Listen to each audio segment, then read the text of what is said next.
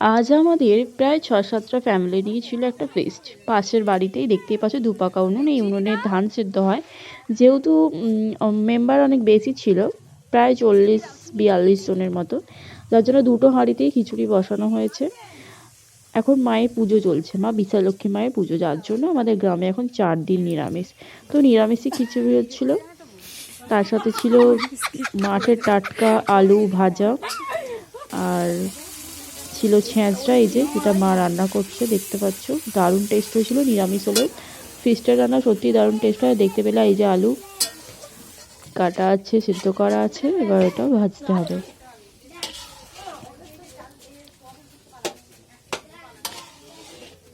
ছেঁচড়াটা আমার রেডি করছে,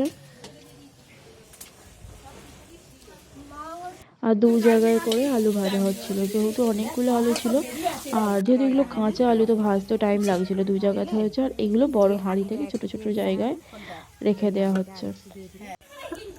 আর এই যে এদিকে চাটনি হচ্ছে, চাটনির সাথে ছিল মিষ্টি, পাঁপড় ভাজা, এই যে মিষ্টি, আর এই যে পাঁপড় ভাজা। খাওয়া হচ্ছিল কলা পাতায়, দারুণ গরম গরম খিচুড়ি, আবার কলা পাতায়, একটা আলাদা ধরনের অনুভূতি, তার সাথে টেস্টও ছিল আলাদা ধরনের।